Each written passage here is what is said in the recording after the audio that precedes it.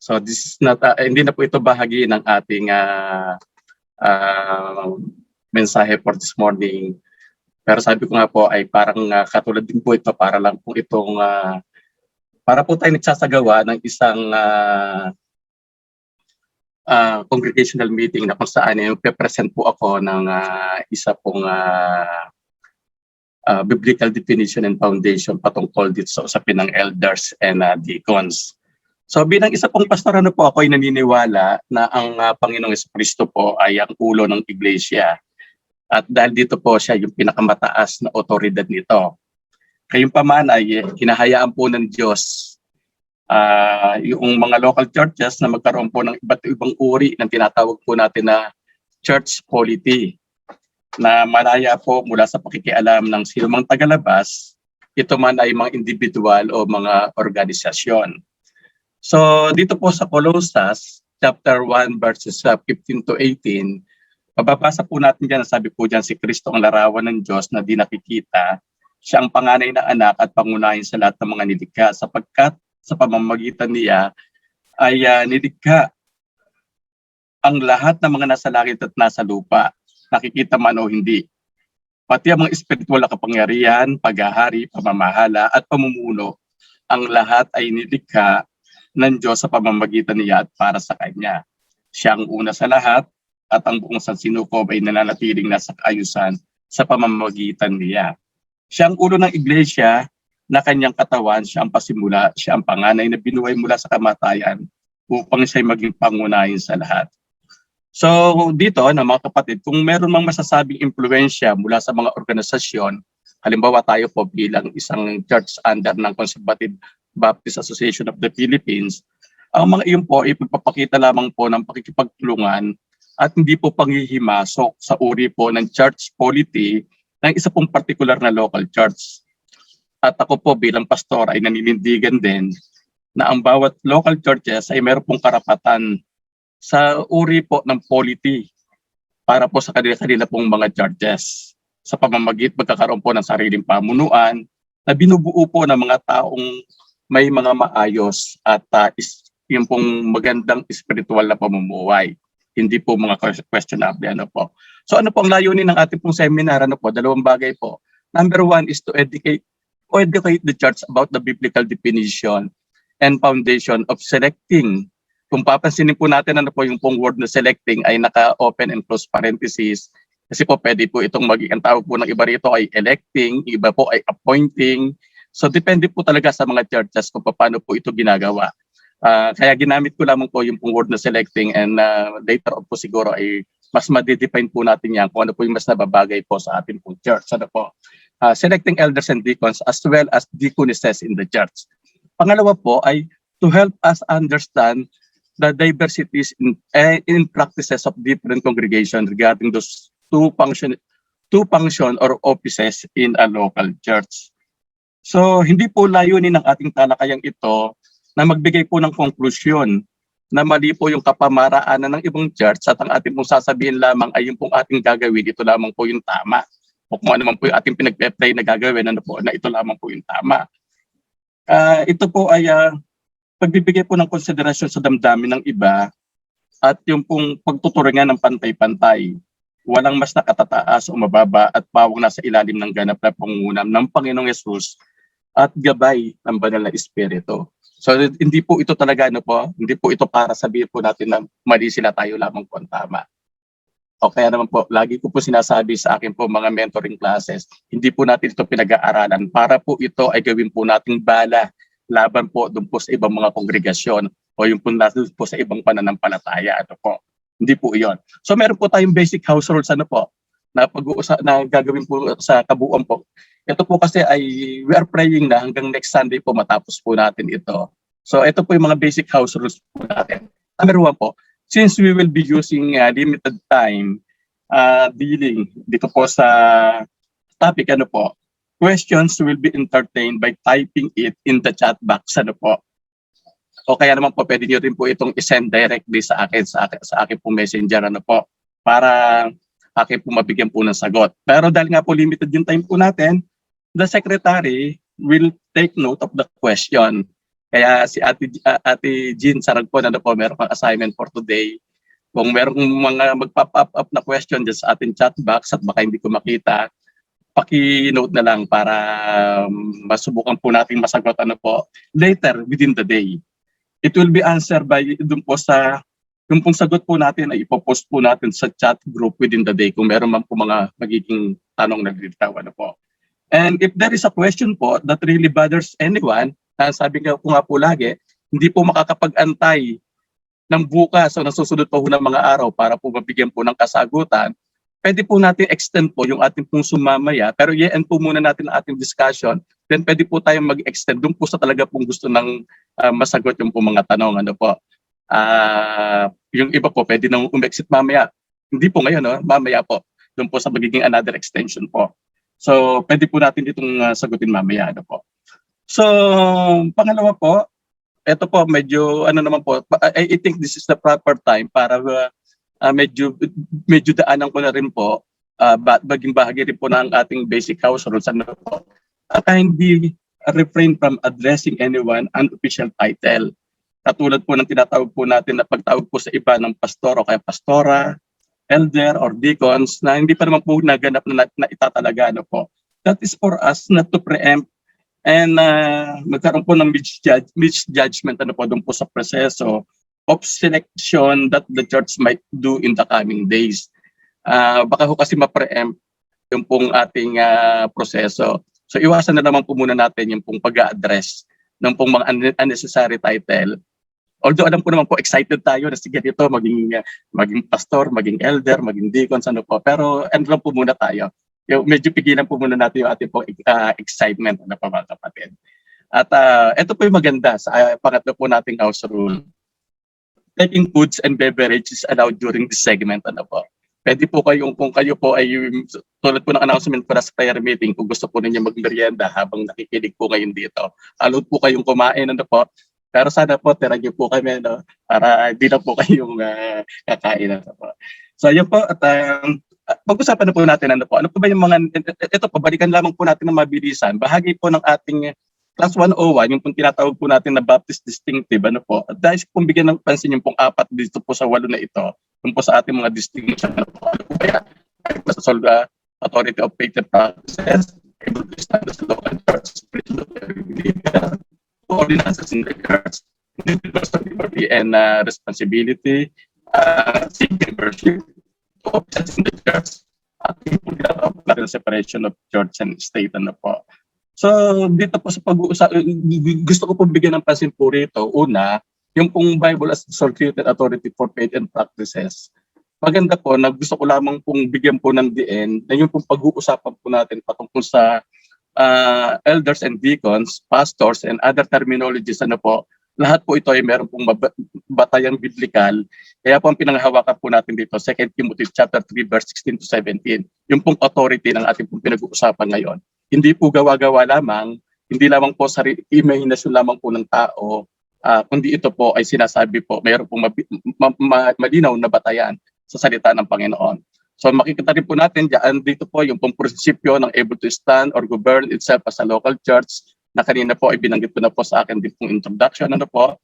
At gusto ko lamang pong bigyan ng pansin, ano po, ito, medyo hindi na po ito bago para po sa ilang po nating kapatiran na i-discuss ko na rin po ito sa isa pong mentoring group natin sa church. Ano po, yung pong tinatawag po na church polity systems na na-develop po over many centuries at meron pong 3 model na parang ito po yung madalas po natin nakikita. Ano po, ito pong 3 model, ito yung pong Episcopal, Presbyterian, Congregational. Binabanggit ko po ito ano po kasi nandito po yung pong presence ng pong term na elder.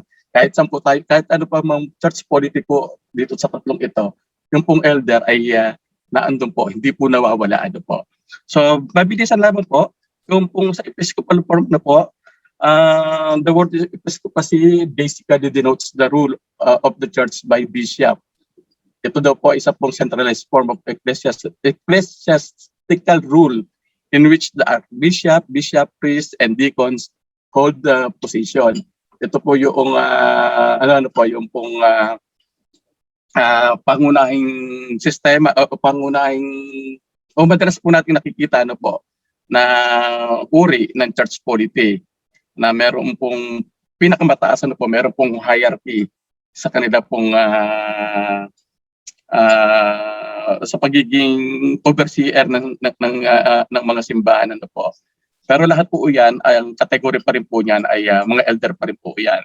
So yun naman pong Presbyterianism, it is a systematic church polity developed during the post-Reformation period with Reformed theology doon po sa Switzerland, Germany, France, Scotland, at mga Protestant missions movements of 18th and 19th centuries in the Afro-Asian nation mark the spreading of this system with certain alteration. Ito naman po, makikita po natin kung malinaw po sa inyo yung pong nasa yung pong ating diagram sa screen. Ganyan naman po yan, yung pong meron po silang General Assembly ng mga elders at tinatawag po nila ng mga presbyters, which is mga pastor din po yan, at yung iba naman po ay mga church leader, na siya pong yung pinaka-General Assembly. It's either ng isa pong local church o kaya naman po ay ng kanila pong asosasyon. At ganyan naman po yung setup.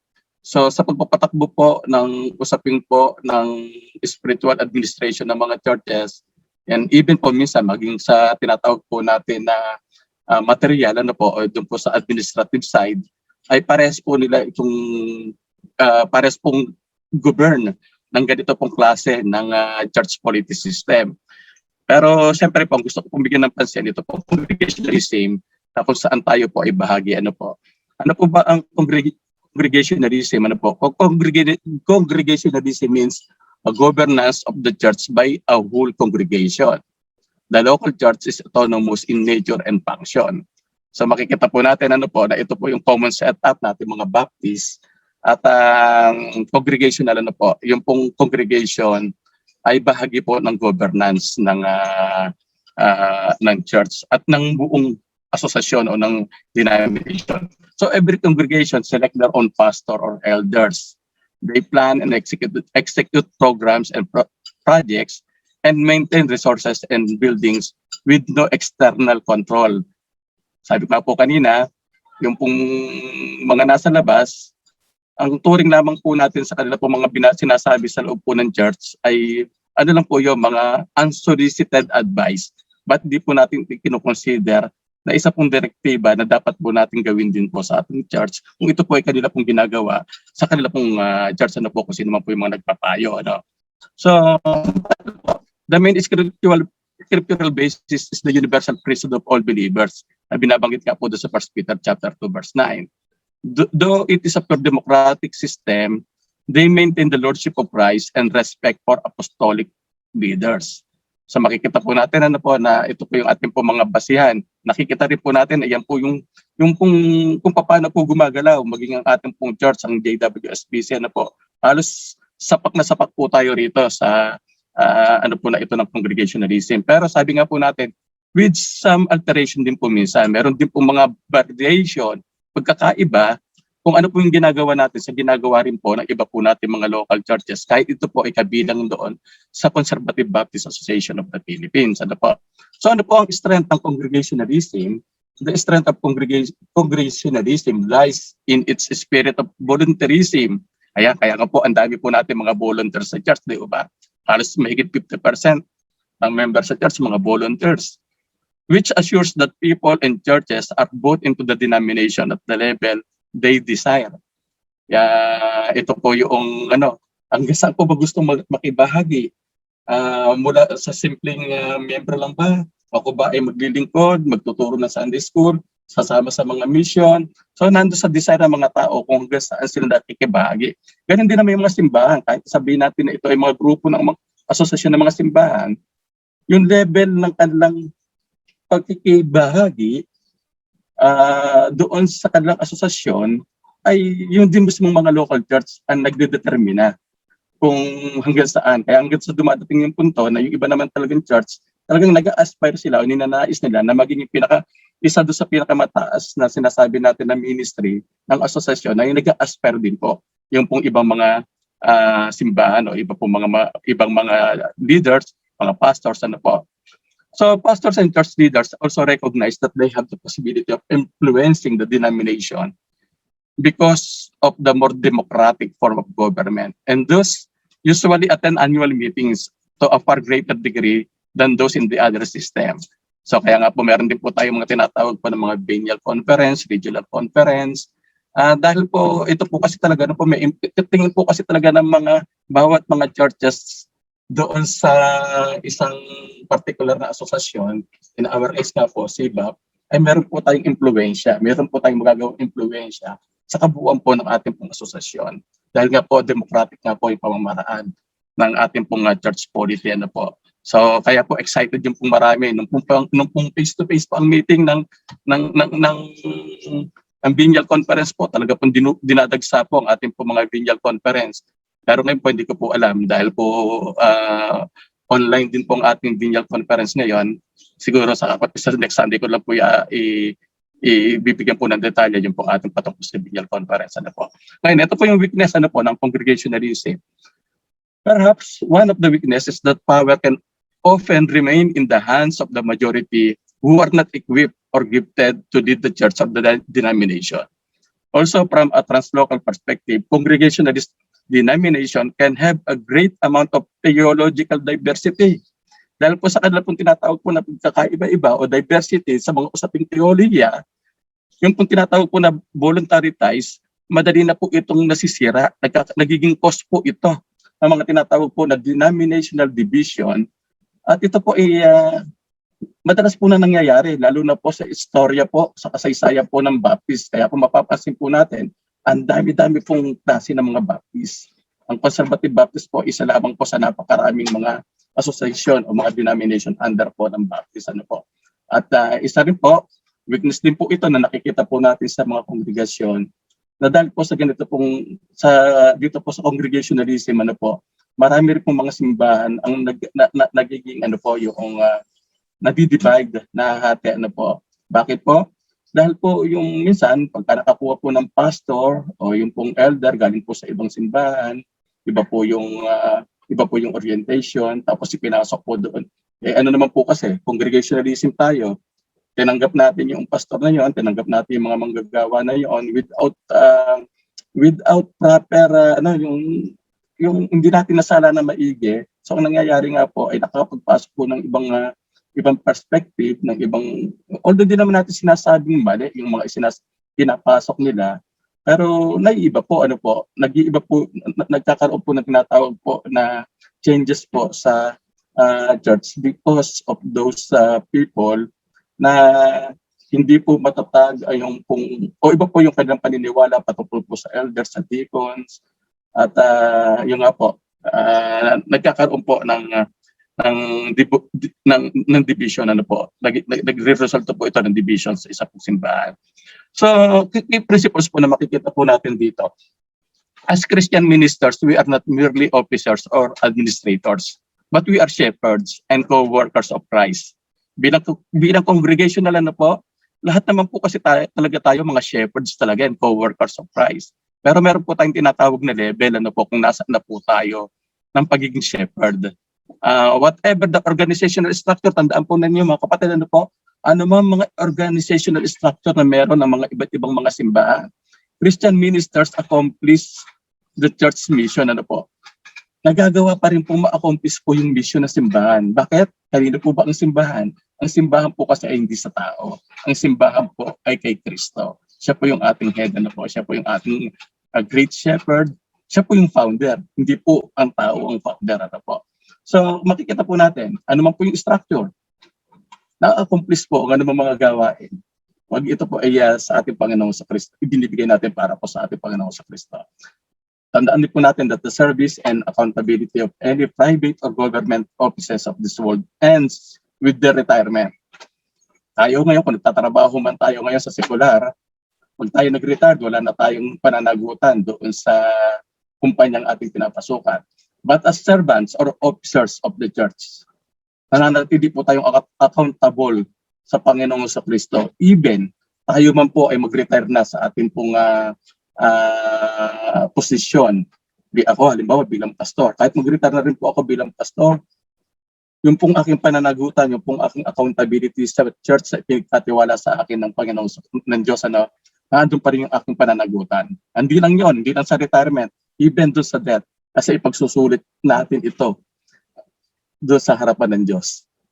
Pag tayo ay nakipag face to face na sa Panginoong Kristo, lahat ng ginawa natin, pagsusulit natin sa Panginoong Kristo. So, ito yung magandang prinsipyo na makita natin. Again, hindi para natin maliitin o sirain kung ano man yung practices ng iba at sabihin natin na tayo yung tama. Kundi ang makita natin dito, ano ba yung mas magbibigay sa atin na matatag, mas magpapatatag sa kung ano may mga bagay na ating pinag-iiral ngayon. So again, maganda yung devotion kanina, lahat yan kukupas naman talaga. Yung uri ng mga organizational structure nagbabago from time to time, nag-change na. Pero yung salita ng Panginoon kailanman hindi yan magbabago. So i-apply lagi natin yung salita ng Panginoon. Yung bang ginagawa natin ay merong maliwanag na basihan sa salita ng Panginoon. Kung wala, mag-isip tayo. Kung meron, bakit di ito ang ating gawin? Ano po? Yun po yung ating mga prinsipyo makikita rito. Mabilis ang pagtingin din po, yung CBAP structure. CBAP churches are autonomous in nature but working interdependently with one another. As a CBAP church, we are expected to embrace common values, vision, and mission. Pero at the end of the day, tayo pa rin po ang magde-decide sa kung anong church polity meron po tayo. So kaya binabanggit ko po ito kasi po bawat simbahan din po sa CBAP, kung po sa usapin po ng elders and deacons, magkakaiba rin po ang pananaw patungkol po sa bagay na yan. So hindi po tayo magpapakahon po ang CBAP po ay hindi nagkakahon sa mga simbahan kung ano ang dapat na gawin. Pero sila ay encourage sila mga simbahan to embrace common values, vision, and mission. And by that, nais kong bigyan ng pansin, ito tayo kasi ngayon, mabilis ang review ulit. Ito naman yung tayo, basic congregational setup. Paramihan ng mga CBAP churches, ganito yung setup. Jesus Christ as the head, then the congregation being the congregationalist. On the left side of the screen is yung pastor elder. On the right side of the screen is the church board or yung deacon na tinatawag po, para po sa iba. At meron po tayong connecting lines in between them. At pares pong may authority sa pamumuno sa church staff and ministerial team. So ganyan po yung pinaka-basic po na setup ng mga CBAP churches. So dito makikita po natin na nandito po nakapaloob po yung 1 Peter 2:9, you are chosen race, a royal priesthood, a holy nation. Basta ang punto po nito, yung pong lahat po tayo ng mga mananampalataya, when we accept Jesus Christ as our personal Lord and Savior, lahat tayo ay bahagi ng tinatawag na priesthood of every believer. So si pastor, hindi lamang po siya yung pastor. Din lahat naman po talaga ng mga tao sa loob ng church maging pastor po eh. Pero meron pong proseso, po. So that's why po ay tinatalaga po yung pong dalawang opisina doon po sa church, which is very distinct nga po sa ating mga Baptist church. Yung pong Office of the Overseers and Deacons. At ang overseers po ay kumakatawan doon po sa salitang pastor, bishop, presbyter, pati po yung yung isa pa, nalimutan ko. Basta yung po lahat po ng mga overseer po na yan, they are used interchangeably, palit-palitan lamang po yun na ginagamit sa Word of God doon po sa mga different scriptural reference.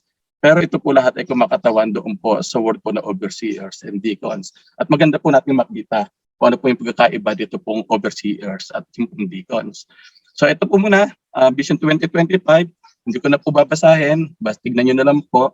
Pero pag narinig po natin yung pong Vision 2025, ang lagi po nagkakarap-up sa mind po natin, yung pong 2025 churches para po sa year 2025, which is yun naman po talaga po yung main goal. Po. Pero hindi po natin nakikita, o hindi po masyadong napapansin po ng karamihan, yung po mga nasa ilalim po nito, kung tinatawag po natin na pyramid diagram na ito. Po. At makikita po natin doon po sa second level, yung pong 4,050 pastors and elders. Na kakatawan doon po sa 20,025 churches. Ibig kong sabihin, ang bawat simbahan po ay dapat pala ay merong at least isang pastor at isang elder. At least para ito pong Vision 2025 ay maging talaga pong mapatatag po. At yung pong sumusunod po ng mga level po ay later po makikita rin po natin yan. Balikan ko lamang po yung pong ating circle diagram last Sunday. Ito po yung dartboard po. Doon po sa yung pong kwadradong kulay itim, sabi ko nga po ito ay kumakatawan doon po sa komunidad na ating pong kinagbibilangan. o maaaring kumakatawan na rin po ito sa buong bansa, ano po, kung buong mundo, na yung komunidad ng mga makasalanan. Sila po yung mga unchurched, sila po yung mga hindi kumikilala sa Diyos, sila po yung talaga pong mga tinatawag po natin na mga unbelievers, ano po. At ang layunin po ng Vision 2025 ay sila po ay madala doon po sa church, ano po. At tayo rin po bilang simbahan, ito rin po yung kadalasan po nating desire, na yung kaibigan natin, yung mahal natin sa buhay, madala natin sa simbahan. Kasi nga sabi nga natin, mas makakarinig sila ng salita ng Diyos kung sila inaando sa loob ng church. So ang ginagawa po natin, i-invite po natin sila para po sila ay makapakinig ng mensahe, makapag-fellowship, ano po. Pero ang tawag pa rin po natin sila kanila, kahit po sila ay nakapasok na doon sa loob ng church, sila po ay mga seekers. Bahagi pa rin po sila ng crowd. From community, ano po, ay naging crowd na lang po sila, pumili nila, kumbaga ay mas lumiit lamang po yung mga tao, yung dami ng tao na ito kasi nakapasok na po sila sa loob ng church. At pag sila po ay nasa loob ng church, seekers lamang po ang category. Bakit po? Kasi sila naman po ay, hindi naman po kasi lahat ng pumapasok na sa simbahan ay mga tunay na mananampalataya. Yung iba po talaga ay naghahanap lamang, yung iba nag-uusyoso lamang, yung iba na natutuwa lamang sa nangyayari sa loob ng church, kaya they attend the church. So, pero dahil po naandyan po sila sa loob po ng church, we try our ginagawa po natin ngayon yung pong ating commitment na tayo po ay magbahagi ng word sa kanila. And eventually, mula po sa mga tao na naandyan po sa church, meron pong talagang tatanggap sa Panginoong Jesucristo. At sila po ngayon ay yung pong hindi lamang po basta tatanggap sa Panginoong Jesucristo, sila po ay magpapabaptize, at yung pong makikibahagi po sa banal na hapunan, ano po. Ang tawag po natin dyan saints, ano po, kaya nga po kulay puti, dahil sila po pula po sa pagiging itim, which is ibig sabihin po ay sin. Pagdating po sa gray, naghahanap po. Yung pagdating po sa saints po, kulay puti na po. Bakit po? Kahit po kasi yan yung mga makasalanan pa, pero nilinis na yan ng dugo ng Panginoong Jesucristo.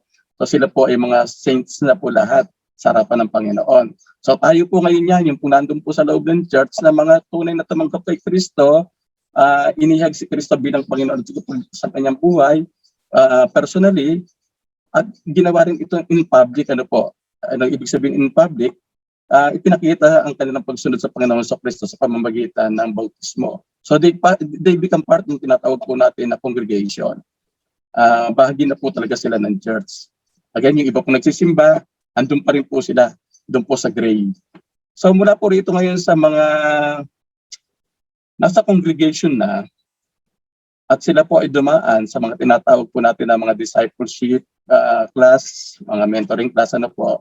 Yung iba po dyan ay mag-step forward, napapasok pa dito po sa ating circle. At magiging bahagi po sila ng mga tinatawag po natin ng mga sectors leaders, ano po, halimbawa po sa kababaihan, sa kalalakihan, sa youth. And they are those people na nagko-commit na po ng kanila pong oras ng time para po sa ministry. Ngayon, bakit po pula? Pula po kasi po they show love, they show compassion. Yung pong pula kasi, yan po ang ibig sabihin ng kulay red, ano po.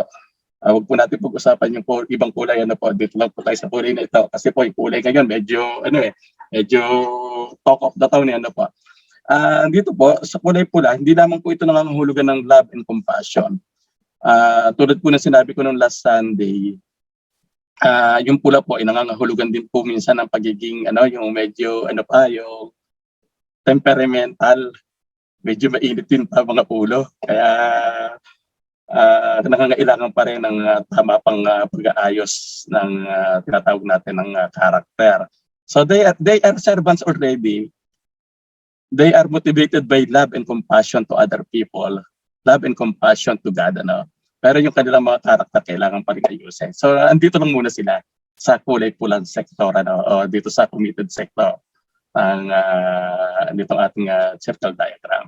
At mula po rito, meron po tayong sa patuloy po na pananalangin, patuloy po na pag-aaral ng salita ng Panginoon, patuloy po na pag-mentor, patuloy po ng mga discipleship class. Meron po dyan na talaga pong may hinog at mahuhubog, ano po, pati po yung tinatawag po natin na karakter ay kasama na pong mahuhubog talaga, ano po. At yun sila po ngayon yung pong pwede po natin na ma-select po bilang bahagi po ng core ng church, which is yung po mga shepherds na po, yung po nagsi-shepherds na talaga, no? So ito po ngayon yung sabihin na po natin na parang mga elder pastor na po. At tulad din po na sinabi ko nung last Sunday, although ang ating ultimate na desire ay yung maging kulay, ano bang kulay ito? Lila, no? Lila. Purple. Na kumakatawan po sa Panginoong Kristo, ano po. Hindi ho talaga natin iyan maabot dito sa mundong ito. Pero lahat po tayo ng mga mananampalataya, we are striving na maging kawangis po ng Panginoong Kristo. So, pwede po naman talaga natin maabot yan, pero ang finish line po niyan ay doon po sa langit. Ano? So, kung titignan po natin, kakawin po natin itong dalawang ito pong ating triangle, ito ating pyramid, ito pong ating circle diagram. Ano po. Ganito po yan. Ano? Ito pong ilalim po nitong ating pyramid, ito po ay the sinners. Ano po? Wala pa ho sila doon sa mga wala pa ho sila mga simbahan. Hindi pa ho sila talaga umaatin ng mga simbahan. At malaki pong porsyento niyan sa buong mundo, ano po. Biskit yan po dito po sa Parang, dito po sa Marikina, ang laki po ng porsyento niyan sa mga sa mga population po na bumubuo dito po sa ating syudad. Then merong mga ilan po na maipapasok po sa church at sila po yung seekers. At later on po, yung po mga seekers na yan, meron po dyan na magiging bahagi na rin po ng saints. At tapos po niyan ay yung magiging servant, ano po, at yung shepherds. Then, Savior, yung kung tinatawag po natin na Christ likeness. Kung titignan po natin yung pong Savior, yung pong kumbaga kung nakagraph po yan, halos magkapantay po yung pong Savior saka po yung saints. Kasi lahat naman po tayo, yung iba man po ay hindi makatawid dito sa servants and shepherds na ano. Pero at the end naman po ng ating pong buhay dito sa mundo at sa pagharap na po natin sa Panginoong Jesucristo, ano po, lahat naman po tayo ng mga saints, kung mapapansin po natin ay pantay po tayo na magiging pantay-pantay naman po tayo sa harapan po ng ating Panginoon. Depende din lamang po sa rewards na ating tatanggapin doon sa langit. Ano. So dito po, maganda po natin balikan o bigyan po ng pansin na po na yan, pasok na po tayo dito po sa ating historical overview. Ano po. Makikita po natin kung ikakawin po natin yung po mga pinag-usapan natin kanina doon po sa presentation natin. Tingnan natin, ano po ba yung mga elders na ito? Kumakatawan po rito sa kulay blue, ano po. At later on, siguro by next week po yung kulay pula, yan po ang ating pag-uusapan. Dito po muna tayo sa kulay blue, which are the shepherds. Sino po ba ang mga shepherds? Ano? Historical overview. Sabi ko nga po kanina, yung pong terms na bishop, o episcopus, presbyterus, o presbyter, translation po niya na elder, ano po, pati po yung pastors, yan po ay, those terms are all referring to the same office, that is overseer, ano po, ito po yung ano dyan. Kahit ano po ang tawag po sa kanila, pastor o elder, kahit na tinatawag sila sa iba't ibang mga katawagan, ang dalawang mas karaniwang tawag ng Bagong Tipan sa ganitong official na posisyon ay episcopus or bishop, which means overseer o mga tagapangasiwa ng iglesia. Ano po. Para po sa iba, yung pong mga nag-aral lang, para po sa iba na po yung title kasi daw na ito, pag pinag-uusapan po yung pastor o kaya yung elder, para lamang daw po ito sa mga nag-aral sa Bible School. Para po sa iba na po, humawak ng isang church, o kasalukuyang may hinahawakan church hanggang sa umakyat sa posisyon ng isang pagiging particular na posisyon o siya po ay na ano ba tawag dito yung na ordained sa isang particular na denomination. Para naman po sa iba, hindi po issue yung pagkakaroon ng formal na pag-aaral sa Bible School. Again, ano po, para po sa iba kailangan po mayroon pong pinag-aralan, mayroon pong prosesong pinagdaanan, itinalaga bilang pastor na ordain para siya tayo tawaging pastor o kaya tawaging elder, ano po. Pero para sa iba, hindi po issue yung pagkakaroon ng formal na pag-aaral sa Bible School. Sapat na po yung ministry experience at yung pong moral qualification para sa isang tao na siya ay kilalaning bishop, pastor, presbyter o kaya naman po ay elder. At para naman po sa mga payak lamang ang pagtingin po sa mga salitang ito, especially po sa titulong elder, Yung pong very basic po, yung pong pagtingin ano po, sa elder. Kapag ang isa daw pong believer ay inabot na ng pagtanda o pagkakaedad sa isang church, halimbawa, 20 taon na, 30 taon na yung nasa church, dati, ang tawag lamang dati kuya, naging brother, tapos naging dahil may edad na, binibigyan na nila ng title na elder, ano po. Kumbaga automatic nilang na-earn yung title dahil lamang sa kanilang pagiging matanda sa simbahan. Ayon po sa pananaliksik, ang mga nabanggit po na kaisipan ay nagsimula noong pang 16th century. Bagamat sa pagpasok po ng 20th century ay hindi na po naging karaniwan para sa ating mga Baptist at ilang pa mga denomination, ito pong magtawag po ng elder at saka po ng deacons, ano po. But at the end of the 20th century, ang mga evangelicals ay nagkaroon ng trend na bumalik sa ganito pong practice, yung pong pagtatalaga ng elder at ng mga deacons, ano po. Ito po ay sa kadahilang nakita po nila na ito po ay kinailangan o naging very effective doon po sa mga New Testament churches. At kaya nakita po na ito rin po ay kailangan din natin sa panahon natin ngayon. Pero maganda po natin bigyan po ng pansin, mga kapatid. Ano po, pag pinag-uusapan po kasi natin ang biblical foundation ng elder, makikita po natin ito na hindi lamang tumutukoy sa, halimbawa sa isang simbahan, isa lamang. Tulad nga na sinabi ko po kanina, doon po sa ating Vision 2025, ang idea nga sana bawat simbahan, may isang pastor, may isang elder, at least ano po. Bakit po? Kung titignan po natin ano po, yung plurality of elders, ito po yung talaga pong makikita nating matibay na batayan nito sa Biblia. Ano po. Looking at the scripture, ang unang bagay na dapat pansinin ay yung pagiging plurality nito. Meaning to say ay hindi lang nag-iisa sa church. Hindi po binabanggit sa Bagong Tipan kung ilan ang specific na bilang ng mga elder sa isang kongregasyon. Ngunit karaniwang binabanggit po nito na ang mga elder na bilang maramihan. Sa ating asosasyon, ano po, marami po ang medyo naguguluhan pa rin dito. So that's why yung pong marami pa rin mga simbahan ng kahit ang dami pong qualified na maging elder, hindi po nagiging elder. At patuloy po sila naghahanap lagi ng mga manggagawa sa labas po ng kanila pong church. Wherein ang katotohanan po na andun po pala sa loob ng church, yung pong mga qualified na mga elders, ano po, hindi naman po nakikita minsan ng mga simbahan. So kung titignan po natin ang mga biblical verses, ano po, bilang pagpapatibay na ang plurality of elders, as chapter 14 verse 23, sabi po dyan, Paul and Barnabas appointed elders from them in each church, and with prayer and fasting committed them to the Lord and whom they had put their trust. Chapter 22, sabi po dyan, then the apostles and elders with the whole church decided to choose some of their own men and send them to Antioch with Paul and Barnabas.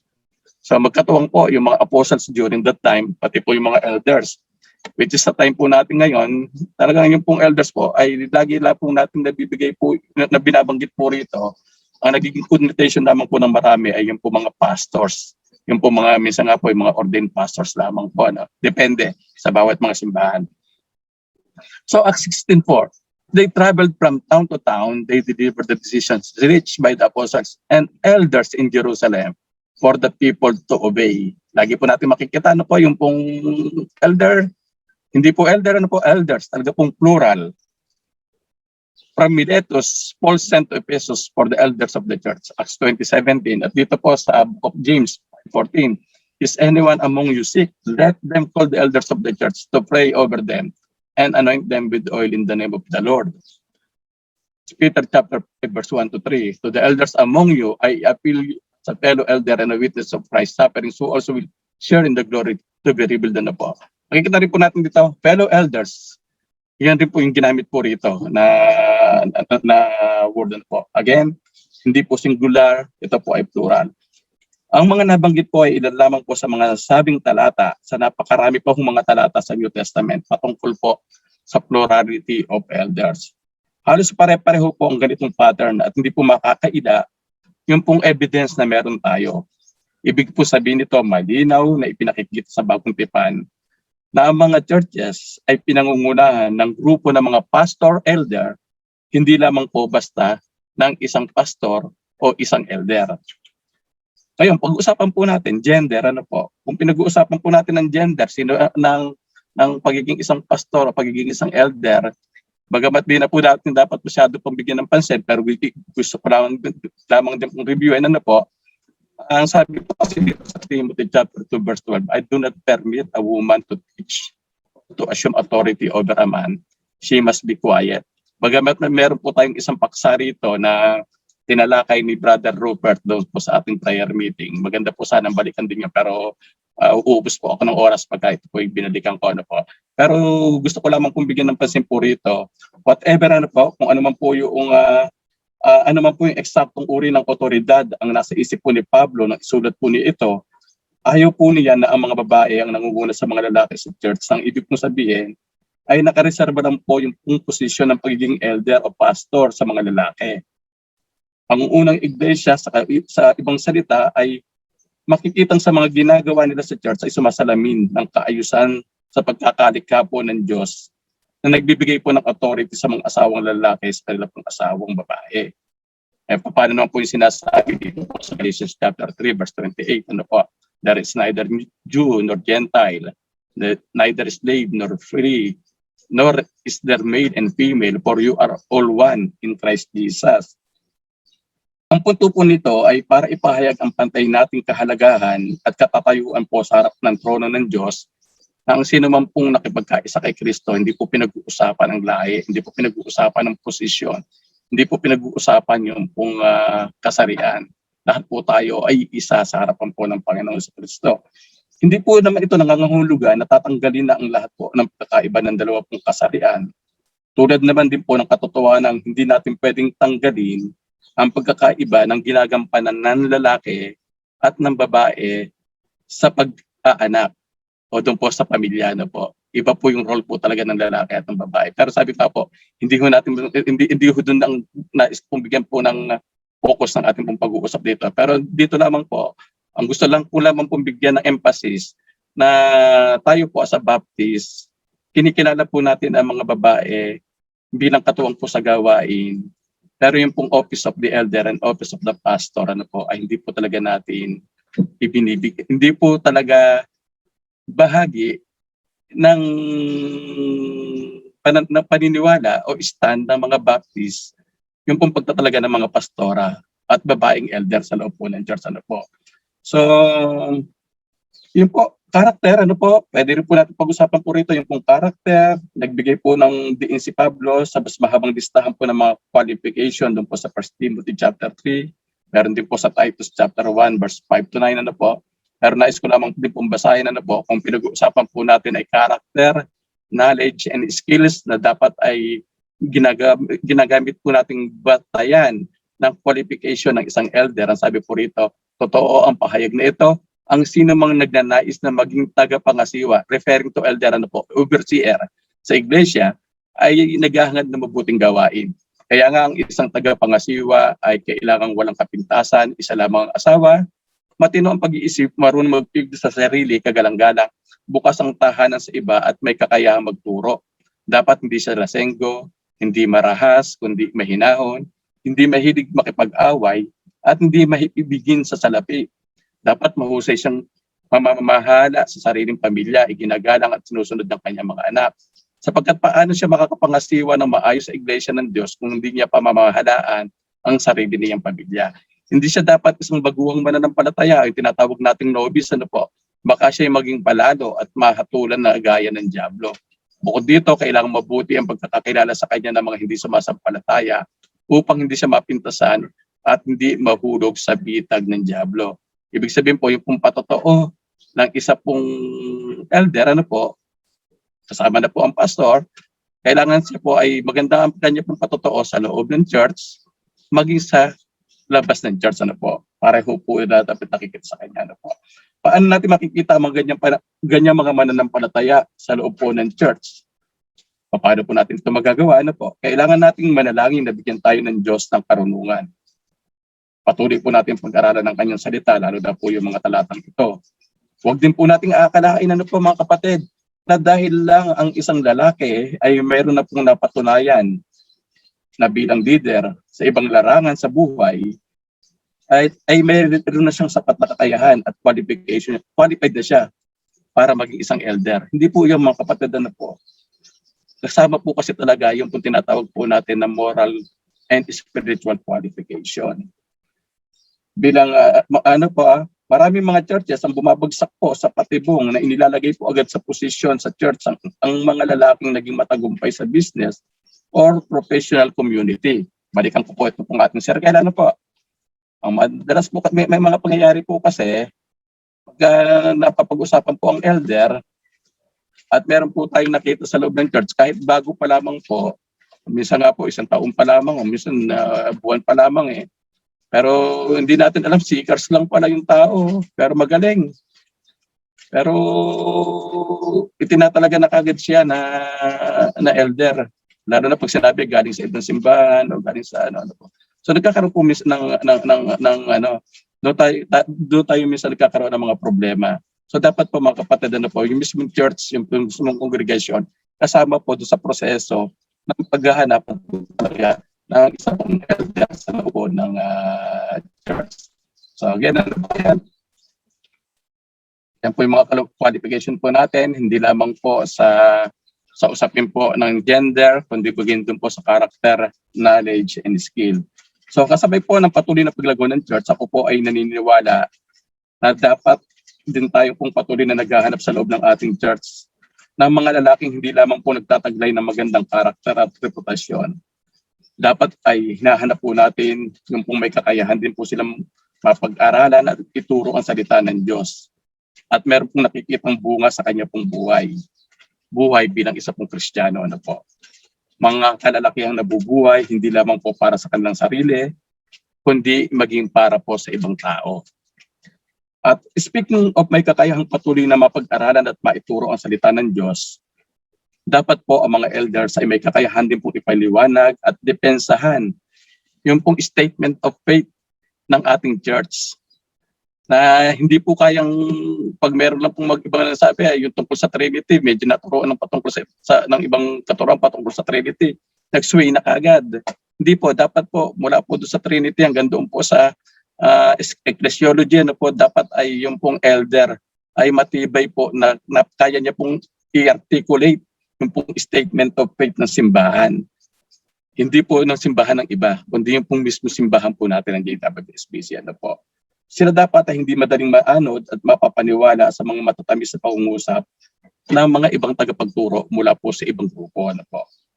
So, isa pong observation po na nakikita ko. From elder to pastor, the term reverend. Ganda po sana nitong discussion to kaya lang alam ko po medyo ubos tayo ng oras pag nagkaroon po tayo ng interactive discussion. Observation ko lamang po ito. Dito ko po tatapusin yung pong ating seminar for today. In my more than 40 years as a Christian, naging saksi po ako at nakarinig na rin ng napakarami pong patotoo kung paano ang isang pangkaraniwang kasapi ng isang local church ay naitalagang elder na later po ay nagsipag-aral sa Bible School at pawang naging ganap na pastor. And actually I myself ay nakaranas din po ng ganitong proseso at alam naman po yan ang karamihan po sa atin sa church. Po. Share ko lang po yung bahagi ng kwento ng pagkakatawag sa akin ng Diyos sa ministry. As of this year, ako po ay nasa ika-9 na taon na ng pagiging full-time pastor. Galing po ako sa pagiging isang church elder for 16 years. Again, 9 na taon po lang po akong full-time pastor pero 16 na taon po ako sa pagiging elder po ng isang church. Noong pong 2012, bilang elder po sa church ng aming pong pinagmula ng simbahan, tinawag ako ni Lord sa isa nating church sa Antipolo kung saan itinalaga nila ako bilang isang church planting pastor. So from the church sa pinanggalingan ko po, elder po ako, pero yung pong humiram po sa akin, ay kinilala po ako bilang isang pastor at for 2 years po ako po ay nag-serve doon as a church planter. And after 2 years po, bumalik po ako sa mother church. Pero dahil po ako ay hindi naman po kinikilalang hindi naman po ako kinikilala po pastor doon sa church, binalik lamang po nila ako doon po sa pagiging elder. Pero sabi ko nga na wala naman masyadong difference yan. Pero ito po yung pong typical observation po. So from pastor, I become naging elder uli ako ng church. Pero pakalipas lamang po ang ilang buwan, I think mga 4 o 5 buwan, ay in-install naman ako as a pastor ng church. Kaya parang yun, from elder to pastor na uli ako, no? At hanggang sa ako nga po ay mapunta na po dito sa ating family, sa JWSBC family. Ako po ay pastor. Pero noong before that, ako po ay hindi lamang po basta in-install, kundi yung pong church po mismo ay humingi ng tulong sa ating asosasyon para ako po ay ma-ordain as a reverend. Ano po? Ayan na po ba yung kakaiba ng pastor sa reverend? Yung pong pastor sa reverend, hindi isa lang din naman po yan. Pero sa usapin po, technically na po, legally, dito po sa Pilipinas, pag pinag-uusapan po yung reverend, ang isa pong pastor kasi na hindi po properly ordained ng kongregasyon na kanyang pinanggalingan o kaya ng kanyang asosasyon, ay hindi siya mabibigyan basta-basta ng license to solemnize marriage. Ano? Kasi may usaping legal to eh. Kaya yung iba, ang tingin ng iba, pag ang isang worker, siya ay na-install as an elder of the church, kahit na siya magpunta sa simbahan, elder pastor na rin siya. Pero iba naman mga simbahan, iba. Pag hindi ka pa, pag ang church mismo nila, yung church mismo ay hindi na-install o ina-ordain si manggagawang ganito, hindi nila kinikilalang basta-basta pastor. So talagang may mga mga kapatid, ang dami mga nito, ang dami mga variation nito. Pero tayo rito sa CBAP as a whole, pag ang isang elder ay na-install as a pastor ng isang local church, kahit na siya na pumuntang simbahan na CBAP pastor, kinikilala na siya bilang pastor ng asosasyon. Pero meron din mga ilang mga simbahan na sabi nga natin kanina, autonomy pa rin eh. Sasalain pa rin. Halimbawa ako, pastor, nag-apply ako sa ibang simbahan. Dala-dala ko na yung pagiging pastor ko sa ilang CBAP churches. CBAP church din naman yung pupuntahan ko. Yung ibang mga simbahan, dahil galing ka sa CBAP church, accepted na kagad nila. Pero may mga ibang simbahan, teka muna, sasalain ka rin muna namin, titignan ka rin muna namin. Dito ngayon papasok yung mga elder ng mga simbahan.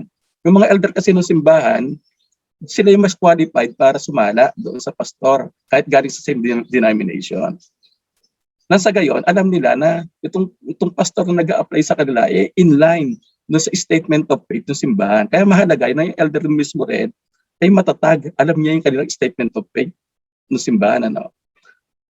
Ngayon, ano naman kaisibahan ng reverend? Pagkatapos ngayon yung pastor ng CBAP ay dumaan sa masusing pag-scrutinize ng iba pa mga pastor ng CBAP.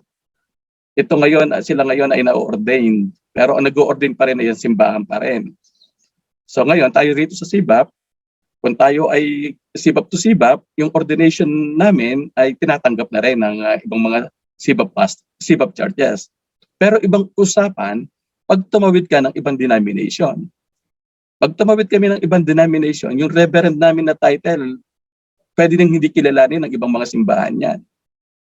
Same thing na tayo rin ng mga CBAP churches, kahit ang aplikante sa atin ng mga pastor ay may title na reverend at may pinakikita mga yung ordination certificate. Pero kung hindi ito galing sa CBAP, we discourage churches, mga CBAP churches, na kilalanin kagad yung pagiging yung title ng reverend. So again, makikita natin, ang dami talaga mga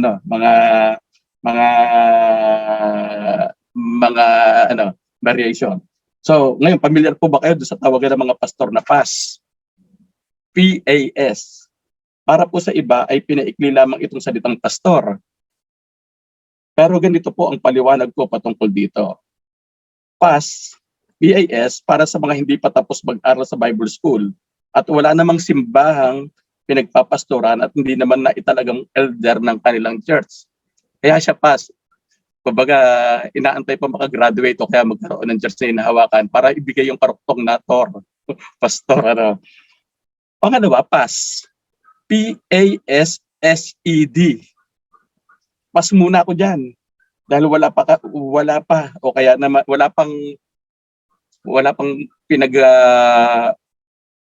munang ministry hinahawakan. Nag-resign muna. Nag-aantay pa ng ibang ministry. Kaya ang tawag muna, PAS muna ako dyan. Kaya ang tawagan pa rin namin, pass pa rin. Ano? So in relation sa mga nabanggit na kwento sa usapin po ng elder at dito po sa kwento ko patungkol po sa pass at pass, ano po, ako ay pumapabor ng isang elder na transferee o galing sa ibang simbahan ay hindi po dapat kinikilalang elder sa anumang kongregasyon, lalo na kung siya po ay mula sa ibang denomination. Kinakailangan muna niyang dumaan sa proseso ng screening nang sa gayon po ay hindi mailagay sa alanganin ang ating pong church. So yun po, ano po, ngayon po, it's already 12 o'clock at true to my commitment, magpas po ako ng ilang minuto sa ating pong discussion. Ano po. Nais ko po munang putulin ang ating pong talakayan sa mga sandaling ito. At again, ano po, open po ang ating pong messenger account, ang ating pong messenger, ano po, to receive a question, query, ano po. At pipilitin po natin sagutin within the day kung meron man po mga katanungan. Welcome back po sa ating second part ng ating pong discussion topic about elders and deacons. Last week po ay meron po tayong question na natanggap. Kagabi ko lang po natanggap yung question pero napakaganda po nung tanong ano po doon sa na ibinato po sa atin at nais ko po ito sagutin ngayon. Ang tanong po ay, is there an educational qualification for a pastor? Alam naman po natin, pag sinabi po natin pastor, pwede po siya ay elder din at overseer, ano po, to be addressed to as reverend. So, actually, kung maikli pong sagot, ang sagot naman po talaga rito ay wala naman po talagang educational qualification na hinahanap. Parang isa pong pastor ay ma-address po bilang reverend.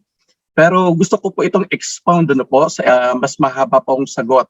Kasi po ito po ay may katotohanan po sa buhay ng isa pong iglesia, ano po, sa isa pong church. Ito po yung mga kasagutan dyan. Sinama ko na rin po sa PowerPoint para po meron po kayong reference. Una po, mayroon po mga church elder na hindi po nagkakaroon ng formal theological study. Ang nagkakaroon po ng titulong reverend. Sa kadahilanan sila po ay naproseso ng church o ng kanilang denomination doon po sa tinatawag po na ordination process. Generally na po ang title na reverend ay ibinibigay po sa isang manggagawa regardless po ng kanya pong tinapos, ano po, kung siya man po ay tapos ng high school lamang o kaya naman po ay theological study, iba naman ay secular course, ano po, binibigay po yung title na reverend sa isang manggagawa na nakapasa doon po sa tinatawag na ordination process anuman ang kanyang educational attainment. Pangalawa po, mayroon naman mga Bible school na requirement sa graduation ng kanilang mga estudyante, yung pagdaan po sa tinatawag na exit interview bago po sila gumraduate. Daraan po sila sa isang panel para din po itong nagdedepensa ng para pong nagtitesis din po, ano. At kapag sila po ay nakapasa doon po sa exit interview, itinuturing na po silang ordained in the ministry. Kasabay po ng kanilang diploma ay binibigyan po sila ng ordination certificate. Pero kadalasan po ito nangyayari doon po sa mga Bible school na exclusive lamang po ang kanilang mga estudyante sa kanilang pong denomination. Pero yung po mga Bible school na open po sa lahat ng denomination, hindi po sila basta-basta nagbibigay po ng ganitong klase ng ordination certificate sa mga estudyanteng gumagraduate po sa kanilang Bible school. Ngayon, ito naman po, meron naman mga graduate ng master's degree or even doctorate degree on theological studies ang nasa kategory lamang po ng pagiging elder sa church. Dahil po ito sa kadahilan ng hindi naman po sila formal na umawak o mahawak ng pastoral position. Masasabi po natin ito na po, they are not ordained in the ministry at yung school na pinanggalingan nila ay hindi rin nagbibigay ng ordination certificate lalo na kung galing po sa iba't ibang denomination ng kanila pong mga graduates. So ito po yun, ano po, hindi po basta na ibibigay po sa kanila dahil lamang po sa kanilang degree yung pong title na reverend. Yung iba po kahit po may master's degree, elder lamang po sa iba po mga simbahan. So meron naman po mga malalaking independent churches ang mayroong sariling ordination panel kung saan ang kanilang mga pastor at elder ay dumaraan po sa sarili lang kapamaraanan ng ordination process. Yung iba naman po, mga maliliit na simbahan, nagsasama-sama, at sila po ay gumagawa po ng panel para po yung mga pastor po nila ay kanila pong maidaan po doon sa ordination process. Pero mahalaga pong tandaan na dapat po yung pong identity noong pong ordination council ay meron po siyang tinatawag na legal identity. Meaning to say sila po ay registered at active po yung kanilang registration doon po sa Security and Exchange Commission. Kasi po pag hindi po nakikilala ng gobyerno yung pong pagkakaordina ng isa pong pastor. At yung pong ordination po, mahalaga po dito po sa Pilipinas, mahalaga po yung ordination, mahalaga po yung pagkakabigay ng title na reverend sa isang manggagawa, lalo na po sa usapin po ng Philippine Statistic Authority, yung pong ahensya ng gobyerno na mayroon pong jurisdiction dito po patungkol po sa title na ito. Bakit po?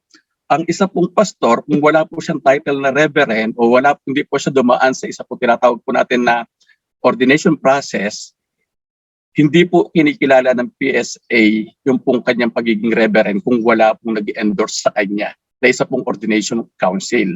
Hindi po sila nabibigyan ng tinatawag po natin na license to solemnize marriage. Kaya that's why ito po nagpapaliwanag kung bakit po iba po mga pastor ay hindi po nakakapagsagawa ng pagkakasal dito po sa atin sa bansa po natin. Ano po, dahil po sa ganito pong kadahilanan. Kailangan po siya ay ordained, siya po ay may title na reverend. Kung siya man po ay elder lamang po ng simbahan, pero siya po ay umawak ng isa pong simbahan, nag-church plant, at eventually siya po ay na-proseso at na-ordain, nabigyan po siya ng title na reverend, siya po rin mismo ay nabibigyan po ng license to solemnize marriage. Ano po? At dito man po sa atin sa SIBAP, maliban po sa exit interview sa ating pong Bible School, ang national po o regional ang uma-assist po sa mga pastor para po ma-ordained in the ministry at magkaroon po ng title na reverend. At dito po sa atin, once ordained po, kahit saan pong SIBAP churches naka-assign ang isang pastor at magpalipat-lipat man po siya ng iba po mga ng churches, kinikilala pa rin po ito ng ating pong asosasyon bilang siya po ay yung pong title na reverend, di po tinatanggal na po. Pero, ang isa pong SIBAP pastor, pag tumawid po sa ibang bakuran, meaning to say, labas po sa SIBAP, hindi po automatic na yung pong pagiging reverend, yung pong title na reverend ay nadadala po doon po sa ibang denomination. Kinakailangan po doon dumaan doon sa tinatawag na parallel ordination process. Para matyak po na yung pong paniniwala, yung pong statement of faith ng pastor na ito ay kahalintulad po ng statement of faith ng kanila pong denomination. Same thing po na tayo rin po ng mga SIBAP churches, pag tayo po ay kumukuha rin po ng mga manggagawa sa labas po ng ating pong bakuran, kahit sila po ay meron na rin pong title na reverend, hindi rin po agad itong kinikilala ng ating pong asosasyon. Kinakailangan din niya pong dumaan doon sa tinatawag po na ordination process. At ito po, may isa pong magandang halimbawa na yung pong sabi po natin, yung pong ating pong mga iba pong mga pastor, pag sila po ay nahiram ng iba pong denomination, yung pong title po nila, hindi po nila basta nadadala ho yun doon. At halimbawa po, yung pong ating general director sa ating pong aking pong pagkakatanda, ang gamit niya po doon po sa kanya pong pinanggalingan church, doon po sa kanya pong home church, siya po ay doon, reverend, Dr. Reverend, ano po kasi meron po siyang doctorate degree. Pero nung siya po ay naging general director po natin, ang in-address po natin sa kanya ay general director, pero doon po sa church niya, doon po sa home church niya, hindi po muna siya ngayon doon pastor doon. Ang tawag lang po muna sa kanya doon ay elder. Elder po muna siya doon. Kasi po, eventually, pag nabalik po siya doon niya lang po uli nakukuha yung pong kanyang title doon sa lugar na yun. Pero yung pong title niya po sa atin sa ngayon, siya po ay General Director. Ano po? So marami po siyang title na gamit. Pero kilala po natin siya as an association as our General Director. So yun po magkakaiba po ang bawat simbahan, magkakaiba po ang bawat denomination. At ang mahalaga po rito ay nagkakaintindihan po ang isa pong pastor and church saka yung pong kanyang denomination na kinabibilangan Para yung pong paggamit po ng title na ito, elder, pastor, reverend, ay hindi po tayo basta hindi po tayo manito po. So ayun po, siguro po meron po akong kakaibat na mga paliwanag pa po rito kasi sinamaris ko lamang po itong paliwanag po na ito. At willing pa rin po ako na isagutin ito sa iba pong mga pagkakataon o dagdagan po itong bagay na ito sa iba pong pagkakataon. Kaya po kapag galing sa iba, yan, ang ordained pastor na kinuha ng isang Sibab Church, hindi agad kinikilala ang kanyang pagka-ordina. Kailangan muna ng pastor na yun dumaan sa tinatawag na parallel ordination. Kung saan ay dumaraan po siya sa theological background check para hindi naman po biglang mabibigyan po ng ibang doktrina yung pong church na kanya pong hinawakan. Lalo na po sa ating mga Sibab Churches. Kaya dito po, punta po tayo ngayon dito sa ating pong utapin po ng deacons and deaconesses. Pero from time to time, gagamitin ko lamang po na word deacons po, pero ito po ay tumutukoy, both deacons and deaconesses po. So dito po, tignan po natin ano po ba ang definition ng word na deacons. From the Greek word diakonos, a deacon po, one who waits on table, a humble servant, one who performs lowly service on behalf of another. At yung pong word na diakonia, ito po, yung word po ito na Greek word na ginagamit sa Greek Bible, na mapapansin po natin na ito po ay interchangeably na ginagamit po. Diakonia, kung ano po ang ginagawa ng isang deacon. Ang sabi po dyan, the act of waiting on tables, lowly, menial, behind the scene service. At yung pong diakoneo, deacon, sabihin, serve in a lowly fashion, to wait on tables. O dito po sa mga definition po na ito, ano pong naiisip ninyo? Ano po yung napipicture out ninyo? Pagka bibigyan nyo po ng isa pong larawan ang diakono, sigurado po naiisip po natin waiter, di ba? At tama po kayo. Waiter po, tagapaglingkod, tagapagsilbi, yan po ang definition ng diakono. At tingnan po natin ano po ba ang biblical definition na ating pong makikita. Saan po ba founded ito pong ating office na ito o yung pong function na ito. Ang sabi po sa Acts chapter 6, bagamat hanggang verse 6 po yan, pero basahin na lamang po natin hanggang verse 3. Sabi po dyan, in those days when the number of disciples was increasing, the Hellenistic Jews among them complained about the Hebraic Jews because their widows were being overlooked in the daily distribution of food. So ano pong ginawa nila? So the 12 gathered all the disciples together and said, it would not be right for us to neglect the ministry of the Word of God in order to wait on tables. Kung mapapabayaan po nila yung ministry ng Word of God, kung patuloy po nilang gagawin yung pong mga gawain ng pag-aaruga doon po sa mga byuda. So verse 3, brothers and sisters, choose 7 men from among you who are known to be full of the Spirit and wisdom. We will turn this responsibility over to them, and verse 4, and will give our attention to prayer and the ministry of the word. So bagamat hindi po direktang binanggit dito yung posisyon ng pagiging diakono po dito sa Acts chapter 6 verse 1 to 4,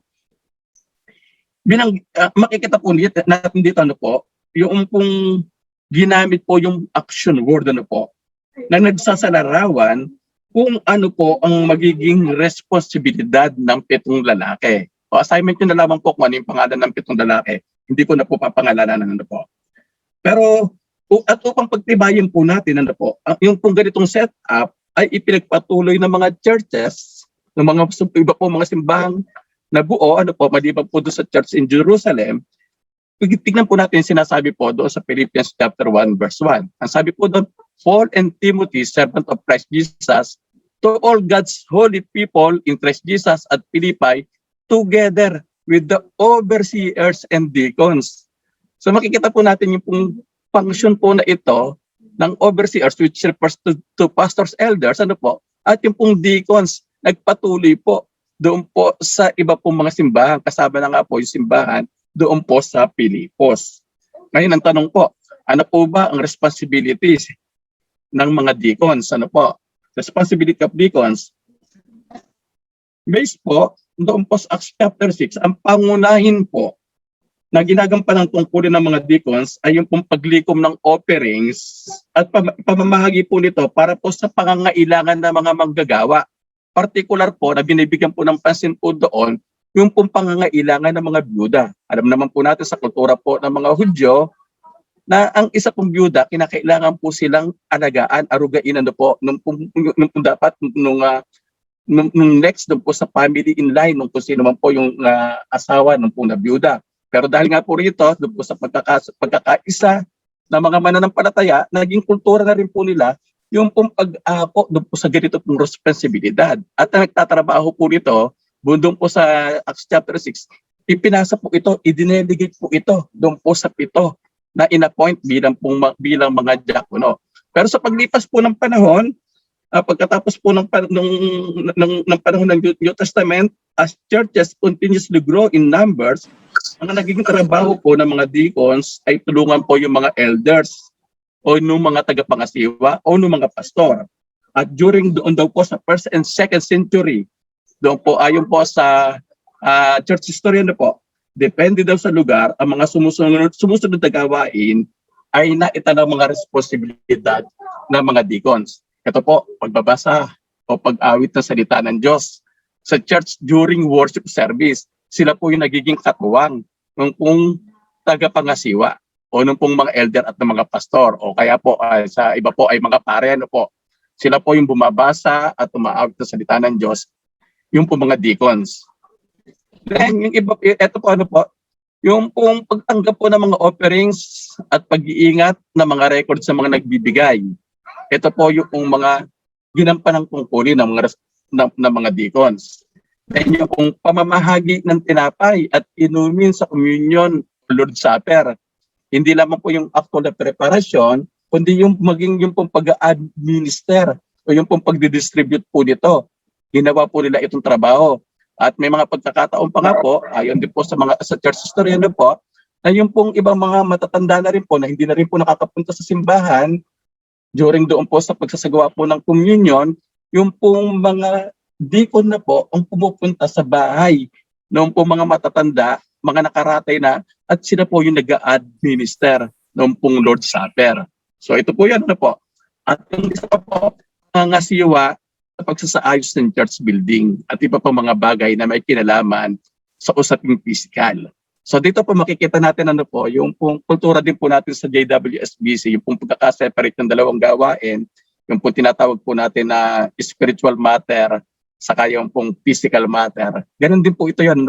Ang tumatrabaho po ng spiritual ay yung pong mga pastor elder, at dito naman po sa usapin po ng mga physical at mga material na bagay, ang tumatrabaho po ay mga deacons. So dito po makikita natin, yung pong responsibilidad ay mayroon din pong kabigatan talaga. Hindi po ganun-ganoon. Kasi kahit na po sabihin natin na usaping physical, pero nangangailangan pa rin po yan ng spiritual maturity para ikaw ay makapag-handle o ang isang particular na tao sa church ay maging isang deacon o kaya po ay diakonesa. Ngayon, ang tanong po, qualification po muna tayo. Ano po ba ang qualification? Yung gender po ang pag-uusapan. Kung doon po sa elder ay nakita po natin yung ating pong stand nung nakaraang linggo po. Kung sa elder po ay kalalakihan, dito naman po sa gender po ng mga deacons ay tayo po ay kumakatig doon po sa equality po ng male and female sa bagay po na ito. Sabi po doon sa Romans chapter 16 verse 1 and 3 po, 1 to 3. Ang sabi po diyan, I commend to you our sister Phoebe, a deacon of the church in Cenchrea. Sino po si Phoebe? Di ko masyadong kilala si Phoebe pero ang gamit po sa kanya diyan sister. So babae po siya. Ang sabi po diyan, I ask you to receive her in the Lord in a way worthy of these people and to give her any help she may need from you, for she has been the benefactor of many people, including me. At sabi pa rin po, verse 3, greet Priscilla and Aquila, my co-workers in Christ Jesus. Bagamat ito po sila Priscilla at Aquila, hindi po binanggit ano po ang talaga pong ang kanila pong position sa church, Pero sila po, meron pong mga kapatiran, no, meron pong church na nag-meet doon po sa tahanan po nito sila Priscilla at Aquila.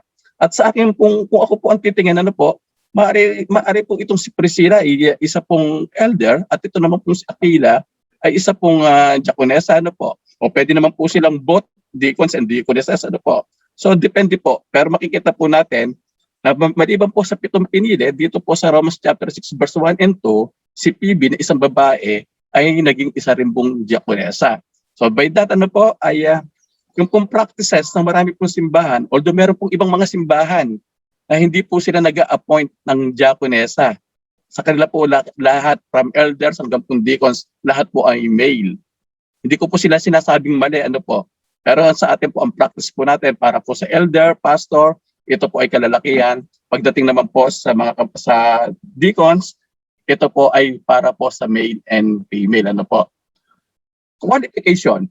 Kung yung pong 1 Timothy chapter 3 verse 1 to 7 ay qualification na ibinigay para po sa mga tagapangasiwa o sa mga elder, ito naman pong verses 8 to 13, ito naman po yung qualification patungkol po sa character, knowledge, and skill na po ng mga taong dapat po na maitalaga bilang mga deacons and deaconesses. Sabi diyan, ang mga tagapaglingkod naman, referring doon po sa deacons, ano po, sa iba pong salin, deacons po yan sa English, ano po.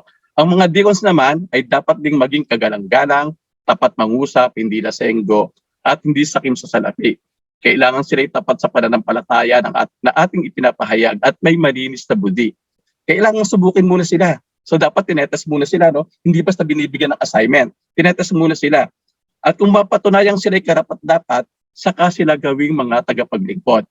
Bakit? Saan po ba sila susubukin? Saan po ba sila itetest? Yung pong kanilang karakter, yung pong kanilang knowledge, yung kanilang pong skills. Hindi lamang po dapat ito, ano po, hindi lamang po yung dapat kaisipan. Dapat mayroon din pong puso. Puso kumakatawan po sa karakter at yung pong skills, kakayahan. Meron po mga particular na kakayahan na maiaambag niya po para po sa gawain ng paglilingkod. So verse ano po, ang sabi dito sa verse 11, gayon din naman ang kanilang mga asawa ay dapat maging kagalang-galang, hindi mapanirang puri, mapagtimpi at tapat sa lahat ng mga bagay. So ibig po sabihin din nito, dapat yung kanilang partner, kinakikitahan din po ng maayos na pamumuhay. Ano po? Ibig po sabihin, dapat supportive din po sa kanila. Hindi po sila inilalaglag. Hindi po sila, kung ano po yung ginagawa ng deacons, kinokontra po ng kanya pong asawa. Kundi sila po ay kinakikitaan po ng paggagalangan sa isa't isa. Hindi po sila nagsisiraan. Ano po? Sila po ay mapagtimpi. Ibig sabihin po mapagtimpi yung temperamental, kaya niya pong hawakan, ano po, na kahit ano pong sitwasyon, lagi pong sabi nga po sa word po natin ngayon, chill lang. At hindi yung pagka parang iba na yung ministry yung ginagawa, iba yung diskarte, biglang mainit kagad ang ulo, ano po. Dapat din tapat sa lahat ng mga bagay. Ibig sabihin, napapagkatiwalaan. Verse 12, ang mga tagapaglingkod sa iglesia ay dapat isa lamang ang asawa. Hindi po uso yung tinatawag natin na legal wives o kaya legal husbands, ano po. At maayos na nangangasiwa ng kanilang mga anak at sambahayan.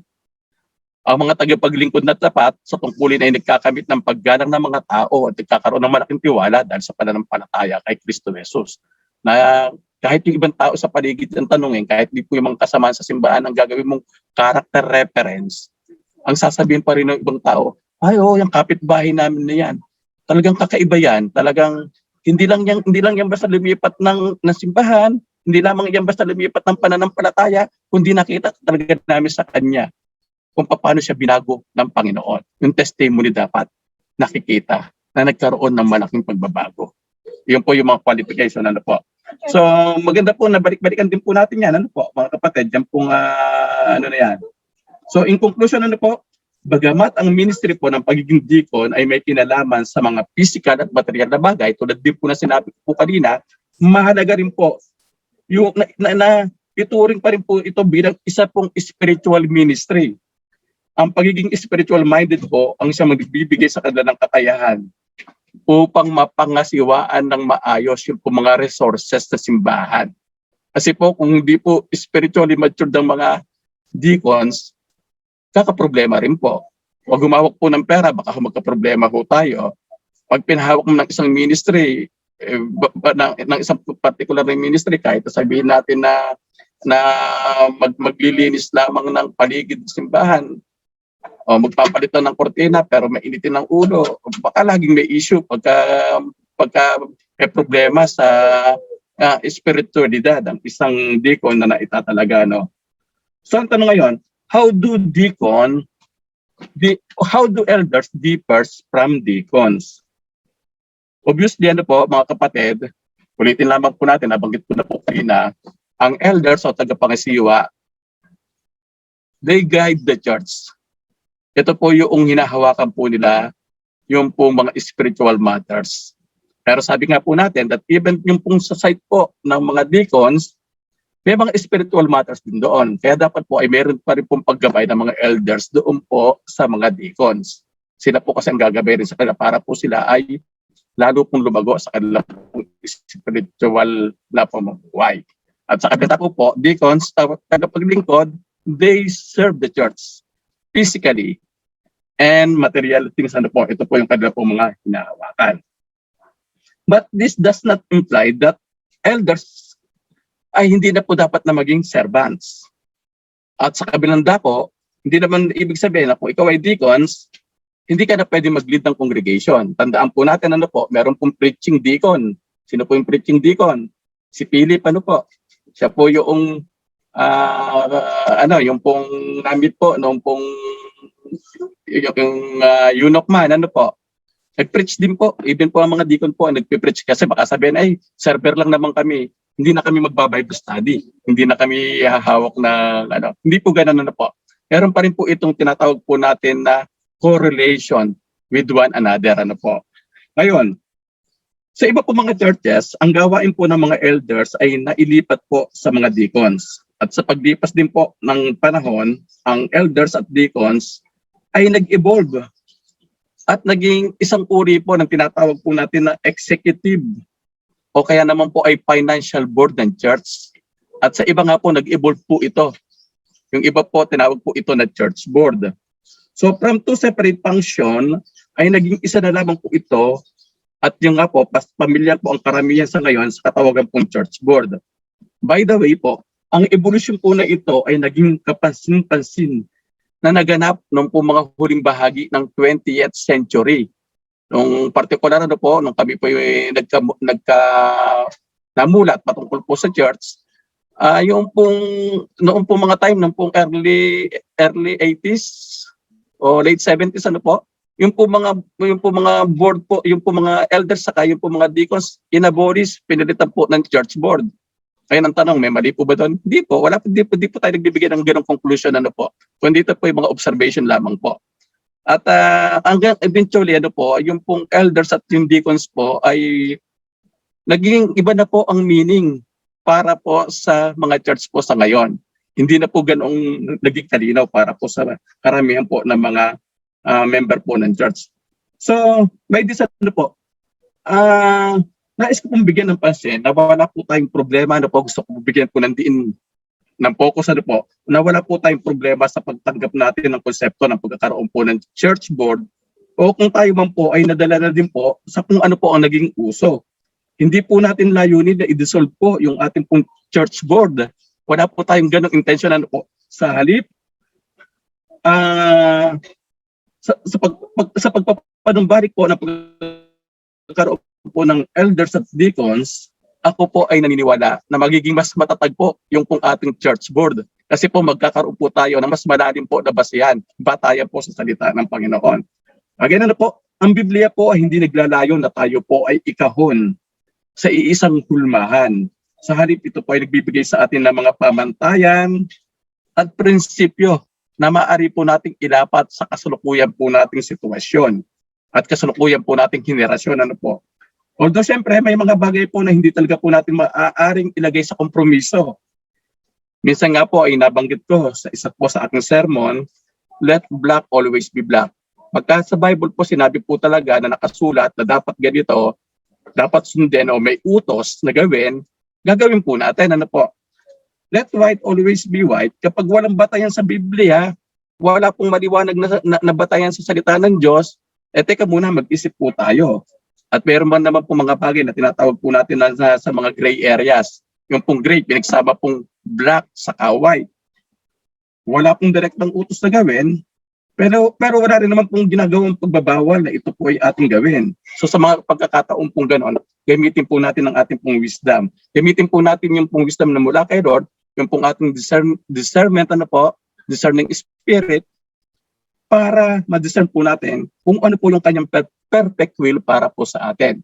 So sa usapin po ng church board, elders, deacons, hindi po, ito po ay nandun po sa category ngayon ng gray, wala pong direktang utos, pero meron pong prinsipyong ipinakikita sa salita ng Diyos, So kung wala man po yung church board doon po sa Word of God, pero ito po ay meron pa rin pong kinalaman patungkol po sa pangangasiwa at paglilingkod, maganda po na ikawin po natin yung pong elders, deacons doon po sa usapin ng church board. Again, hindi po gigibayin ang church board, pero makita po natin na maikawin po natin ang kahalagahan ng pagkakaroon po ng mga tao sa church na nasa kategory ng elders at deacons na posible po kasi ito po yung bumubuo ng ating pong church board. So the needs for elders and deacons in the church, ipinakikita po kasi nito na ang salita ng Diyos ang ating authority at hindi ang karunungan ng tao. Ibig po sabihin, sabi ko po kanina, mayroon po tayong batayan sa Word of God na mayroong talagang nag-exist na elders and deacons. Although hindi nga commanded, pero maganda po makita natin yung pong prinsipyo kung bakit nadoon po yung elders at deacons doon po sa New Testament Church. Naging kagamit-gamit po ito nung panahon na yon. Ako po yung naniniwala na ito po rin ay magiging kagamit-gamit pa rin po sa kasalukuyan po nating henerasyon. Pangalawa po, tinutulungan po nito ang kongregasyon na malaman agad kung ano ang kanilang dapat asahan. Yung po mga tinatawag po natin na expectation mula po sa mga elders at deacons. Bakit po? Binasa po natin yung pong ating doon po sa ating First Timothy binasa po natin kanina. Pag alam po nila kung ano po yung expectation sa isa pong elder o kaya sa isa pong deacon, alam na po kagad ng member, ito yung expectation ko dito. Ito dapat, hindi ko nakikita na ganito ang ginagawa, kundi dapat ganito ang ginagawa niyan. Alam po natin, inaasahan na natin kung anong kanila po magagawin. Hindi ko na po masyadong i-expose. At pangatlo, pinapanagot po nito ang mga tagapangasiwa at tagapaglingkod sa mga biblical qualification. Bakit po? Kadalasan po, kung titingnan po natin ang ating po mga bylaws, na kadalasan po ay nakakawing lamang doon po sa tinatawag po natin na express. Kung tayo po ay nag-a-apply ng ating pong Security and Exchange Commission na papers, makikita po natin doon po sa mga bylaws na kadalasan nakalagay lamang po doon na qualification, yung kung ilang taon dapat yung officer, yung bubuo ng church board. Nakalagay lamang din doon kung kailangan ilang taon na siyang member ng church. Yan po yung mga kadalasan ng mga qualification. Pero wala pong maliwanag na qualification talagang ibinibigay. Hindi po katulad ng pagiging elders at deacons, meron pong qualification na binibigay ang Biblia. At yung pong elders at yung pong deacons, nananagot po sila doon po sa biblical qualifications na ibinibigay nga po ng Bible. So ito po yung maganda po natin makita. Sa church board na ating pong pinapractice in the past ay madali pong yung pong mga tao basta magaling, matalino, may tinapos, madali pong ma-elect kasi nagiging popular po. Pero may mga pagkakataon naman po talaga na yung pong mga taong magaling, ang mga taong okay naman, talaga naman kadalasan sila naman po talaga yung mga may mga pagkakataon na sila din po yung mga nagiging yung nakakapag namimit po nila yung po mga biblical qualification. Pero maganda po na mas maiyan po natin, na mas ma-define po natin na yung mga bubuo po ng church board ay mayroong pong kakayahan o sila po ay tinawag sa pagiging elder, pagiging deacons po na isa pong particular na church. So balikan po natin itong ating diagram na pinresentasyon din po. So kung tayo po ba, halimbawa, tayo po, eto po mga kapatid, wag po natin, disclaimer lamang po. Wag po muna natin masyadong bigyan ng pansin kung ano man po yung bumubuo po o yung composition ng ating pong church board ngayon. Kundi ang ating pong tinitignan pansin po rito, ay kung ano po yung sa mga susunod po na mga taon ng ating pong buhay bilang isa pong church. Maybe 3 years from now o 5 years from now, hindi po ito yung sabihin natin na didibain kagad natin ang church board, ano po, o papalitan kagad, kailangan ulitin kagad muna, kailangan muna ang ma-assign dyan ay puro mga elders at mga deacons. Hindi po ganon. Transition po tayo mga kapatid. So ngayon, ang tanong lamang po ngayon, kung just in case na tayo po ay magsasagawa ng isa pong panibago pong congregational election, tayo po ba ay kukuha ng church board mula po doon sa kulay black? Ano po ba ang kulay black? Tagalabas po ng simbahan. Definitely, hindi po tayo kukuha ng church leader, ano po, na galing po dyan. Kukuha po ba tayo doon po sa first circle, which is kulay gray? Ano po ba yung kulay gray? Seekers lamang po yan. Nasa loob po ng church, pero hindi pa naman po talaga mga tunay na mananampalataya. I-elect ba natin sila? Ilalagay ba natin sila sa position bilang church board? Definitely hindi, di ba? O ngayon, pumasok tayo doon sa second inner circle. White. Saints. Sila po yung talagang tumanggap na sa Panginoong Jesucristo. Sila po yung nagpabaptize na. Pwede ba natin silang ilagay bilang member ng church board? Mag-iisip tayo rin, siyempre, di ba? Pwede. Pero, ang tanong, gano'n na ba siya katagal? Gano'n na ba yung bang kanyang karakter, yung kanya bang knowledge, yung kanya bang skills develop na para siya talaga ay maglingkod? Gawin natin, ilagay natin sa church board. Medyo mag-iisip pa rin tayo, di ba? Pero dito po sa kulay pula, ito po yung ating po mga servants, yung pong mga sectors leaders po natin, ayan po ay kaya po naandyan po yan. Alam po natin na iyan po ay kumilala na sa Panginoon, na-baptize na, nag-under na ng class 101, alam na nila mag-share ng gospel, alam nilang gamitin yung kanilang spiritual gift. Pero sabi ko nga, loving and compassionate, pero meron pang konting mga bagay na dapat pang ayusin. Pero kahit pa naman elder po tayo, may ayusin pa naman po sa ating buhay. Pero ito po yung mga servants po ngayon na nakikita po natin na mas qualified po kaysa po doon sa mga nandun po sa puti. Bagamat yung pong puti, pwede na po, pero mas maganda kung sila po ay mas ma-prepare pa ho. Madala po sila doon po sa servants sector, ano po. Para po sila ngayon ay pwede pong maitalaga o maielect po bilang church board members, ano po. At siyempre po, best po yung po mga shepherds, yung po nasa kulay blue, ano po. Kasi hindi lamang po sila basta hindi lang po sila basta naglilingkod, kundi yung commitment po niyan talaga pong mas malalim na po. Sabi nga po natin ay ang kilos na po nila, ang galawan na po nila, ang pananalita na po nila, para na rin po sila mga pastor. So di ba mas maganda kung yan po yung mga nandun po sa leadership po natin. Nandun po sa red, saka yung po naandun po sa kulay blue. Ayun ang tanong po, ano tayo magtatalaga ng elders? Ito yung tanong, paano tayo magtatalaga ng elders? Bagamat sabi nga po natin, sa history naman po ng JWSBC, nakitahan na po natin yung church na dati naman po talaga may mga tumayo po mga elder. At meron ng, kaya nga lang po, yung pong pagkilala sa kanila ng formal ay hindi po naibigay. Pero sila po ay tumilos bilang mga elders. Doon po sa mga panahon, mga pagkakataon po na ang church po ay walang pastor, di ba? May mga kalalakihan po na mga tumayo, tumindig para po magpatuloy po yung gawain. At doon po sa ganun pong konsepto, alam po natin sila po yung mga previous elders po ng church. Pero ngayon po, dahil tayo po ito transition para po ganap po natin pagtibayan, yung pong pagtatalaga o pagtawag po ng elders sa church, elders which is also a pastor, ano po, meron po tayong gagawing proseso. At ito po yung aking pong nais po na bigyan ng presentation ng mabilisan po sa inyo. So step 1 po, ako po bilang inyong pastor muna ang kilatis at magsasagawa ng pakikipag-usap sa kahit isa o dalawa mula po sa mga kasaping pinakikitaan po ng kaisipan, karakter at kakayahan na maging elder. Ngayon, bakit ako na po muna? Kasi po, wala pa ho akong technically ay wala pa ho ako talagang katuwang pero later on makikita po natin kung paano po ito mag-i-evolve. So dito muna po tayo sa first step, ako po muna ang kikilates, magsasagawa ng pagkikipag-usap. Meron po akong ibibigay ng mga requirements sa mga mga kapatid. Sasalain po natin para makita po natin kung sila po ba ay qualified, kaisipan, karakter, at kakayahan.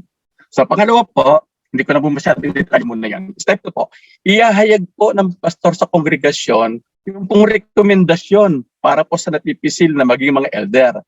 So hindi po tayo tatanggap ng nomination from the church, bagamat congregation lang tayo, ano po? Pastor, masisira pagiging congregation lang natin yan pag hindi nanggaling sa baba yung nominasyon. Kasi dito po, ako po muna ang magno-nominate o mag-ahayag sa congregation. Actually, parang ayoko po gamitin yung word na nomination kaya ang gamit po dyan, recommendation. Ako po ang magre-recommend sa napipisil na magiging mga elder. Kaya ito po ngayon papasok yung pong ating pagiging congregationalist. Ano po?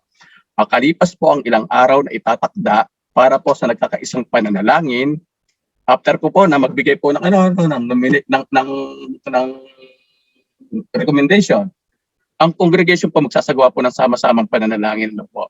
Pagkatapos po nyo, ang congregation po ay magsasagawa po ng tinatawag po na vote of affirmation para po sa mga nanomina sa pagiging elder. So maliban po, ito po magiging trabaho po ng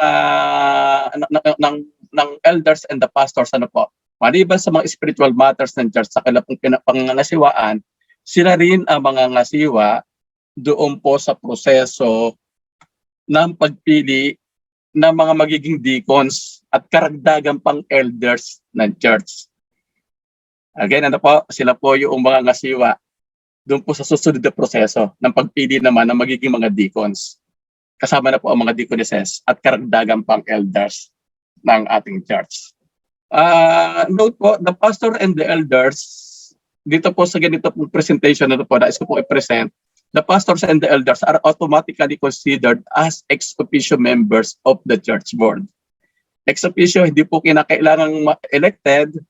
Basta ikaw man ay pastor o elders, elected or hindi sa church board, automatic ay ex officio members ng church board. Meaning to say, pwedeng umattend ng meeting ng church board. Pero po, wala pong direct voting power. Ano po? Yan po yung, later on na lang natin siguro i-detalye pa yan. Elders, except the head pastor, can be elected to any position in the church board. So hindi po ibig sabihin, kung elder ka na, hindi ka na pwedeng maging member ng church board. Hindi po. Yung pong elders, pwede pong ma-elect sa pagiging church board member, except yung pong head pastor. Para po yung pong, yung pong balance ay naroroon pa rin po. Then, paano naman po tayo magtatalaga ng deacons? Step 1, ang pastor, saka yung po mga elders na italaga na po, kung dalawa man yan, o isa man o dalawa, kung ilan man po yan, kasama po ng pastor, sila naman po ang kikilatis at magsasagawa ng pakikipag-usap sa mga kasapit, pinakikitaan ng kaisipan, karakter, at kakayahan sa magiging deacons. So, si pastor may katuwang na po sa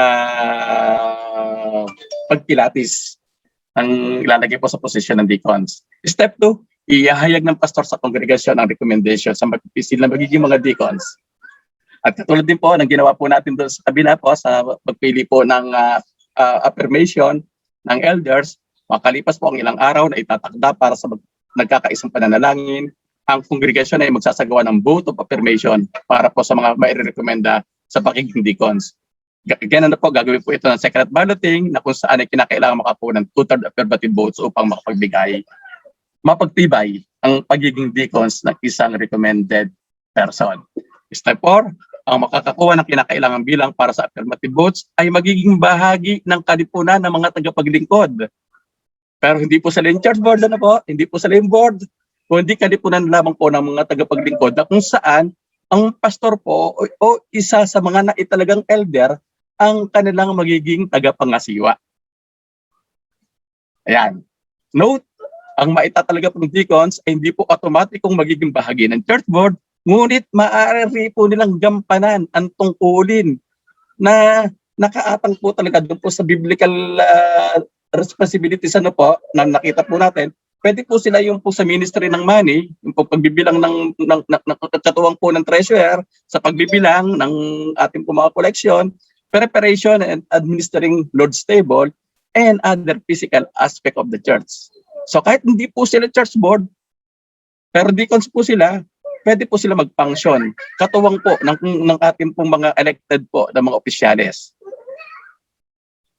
At katulad po ng elder, anyone among the deacons can be elected to any position in the church board. Pero, it is still best that an elder be always the first option to become the chairman. Di ba? Kasi bakit po? Mas ano po yun? Mas sabi nga po natin ay yung qualification na mas matindi po kasing qualification na ibinigay natin sa pagiging binibigay po ng Bible patungkol po sa elder compared doon po sa mga deacons. Ngayon, pag-usapan po natin, tenure of office. Sa iba po kasi ang board, ang elders saka yung pong deacons ay elected lamang po for a particular number of years. Halimbawa po, 2 o 3 taon lamang at kinakailangan mo uling ulitin yung pong pag-elect sa kanila. Pero dito po sa presentation po natin, since this is affirmation po, yung pong congregation na nag-affirm, ang tenure po ng office ay lifetime habang nabubuhay unless revoked by the church because of sa mga sumusunod na bagay, usaping umoralidad. Siya din ay naging cause of division in the church. Yung tinatawag natin na conduct unbecoming, hindi lamang po para sa mga pastor, conduct unbecoming of an elder and deacon. Pwede pong tanggalin po sa kanila yon. And pursuing major doctrinal error. Nililinaw ko po rito yung pursuing major doctrinal error. Nagkamali po yung tao sa kanya pong doctrines, sa kanya pong presentation ng doctrines, itinatama po ng pastor, itinatama po ng mga elders, pero ayaw po magpatama. Pinupus niya po yung kanya pong maling paniniwala, then nare-revoke po pagka gano'n. Lalo na po kung hindi po in line sa statement of faith ng church, yung pong pinaninindigan ng isa pong nakatalagang elder o nakatalaga pong deacons. So yun po, lifetime, pero meron pong may mga issues na pwede pong matanggal po sa kanila yung pong pagkakatalaga bilang elder deacons. Ayan, recommendation and affirmation for additional elders and deacons can be done anytime of the year. Hindi po tayo mag-aantay ng after 2 years o after 3 years saka tayo uli mag-elect o magdadagdag ng mag-appoint ng elders o ng deacons, as long as may nakita po tayong qualified any time of the year. Pwede po silang dumaan doon po sa proseso. Ino-nominate po ng plurality of elders, i-affirm ng kongregasyon. Then after 3 months meron uling nag-qualified. Ganun lang po ulit, ano lang po 'yon. Hanggang sa sabi nga po, meron po bang bilang kung ilan ang dapat na elders sa deacons? Wala pong particular na bilang. Kung hangga't maaari nga po, kung lahat po ng kasapin ng church makatawid po doon po sa circle na kulay puti, kung lahat po ay makakatawid doon po sa pula, saka doon po sa kulay blue, lahat po ng member ng church pwede po maging elders at maging deacons, ano po. Pero again, meron pong proseso. Hindi po baka kasi sabihin, pastor, para yata magiging 5-5 ng pastor pagka ganyan. Hindi po 5-5. Kasi po lahat po dadaan sa proseso. Pero kung lahat po ng kalalakihan sa church naging pastor, ay praise God, pagka ganoon. Blessings po yan ay Lord. Pero for sure ay dadaan po sa proseso. Hindi po 5-5. Okay? Ang tanong po ngayon, how about yung po mga tinatawag po natin na absentee elders and deacons and also absentee members? Kapatid, pag sinabi po natin absentee, hindi po yung absent ng absent, hindi po yun yun. Ang ibig po sabihin natin dito, halimbawa po yung pong kapatid na naitalaga bilang elders o kaya deacons, pero ng ibang bansa, o kaya naman po ay nalipat po na ng tirahan. Maganda nga po ngayon, meron po tayong online, meron pa rin ng connection, wala naman pong problema po. Pero kung halimbawa po, yung kapatid na yon, nagpasya po muna na magkaroon po ng tinatawag po natin na leave of absence sa church para po mag-focus doon po sa church kung saan po siya naroroon. Ang tanong po ngayon dyan ay, ano ba ang kanya magiging role sa church? Yan. Pwede ba siyang ma-elect bilang church board member? Pwede ba siyang maging bahagi ng paggagawa ng vote of affirmation para sa isang taong kandidato sa pagiging elder o pagiging deacon? Sa usapin ng mga bagay na yan, mga kapatid, ay ibibigay po natin iyan sa kung sino po yung nakaupong church board para po gumawa po ng mas maliwanag po na polisiya. Bakit po? Ang church board po kasi ang policy making body ng simbahan. At ang elders po, nangangasiwa po sa usapin po ng spiritual at ang deacons po, nangangasiwa lamang po sa usapin po ng physical.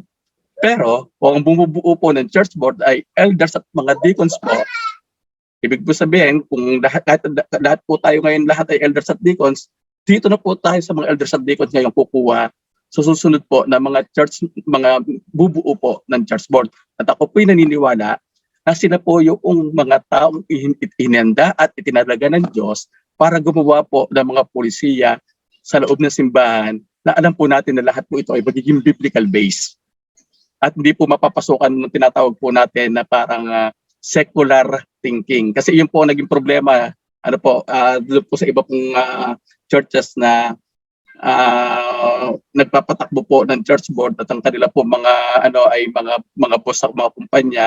Ang ginawa po sa loob ng church, hindi po sa lahat to iba po mga churches, ang ginawa po sa church ay pinakilos po at pinatakbo na para pong isang kumpanya.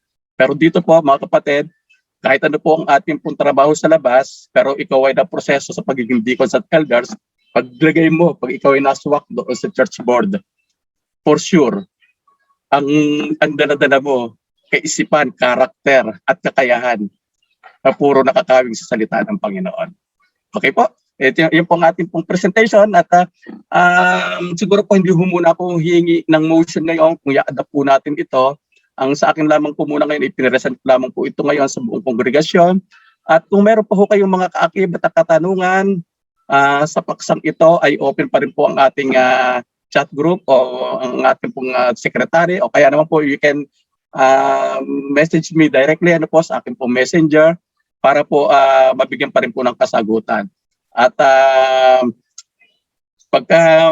kung magiging maayos na po ang lahat, ay saka po natin ngayon gagawin o sisimulan yung pong proseso ng pagtatalaga ng elders. Yung unang elders na maitatalaga na po. Pero kinakailangan po muna natin ng isa pong motion mula po sa ating kongregasyon para ito po ay ating pong mapasimulan po.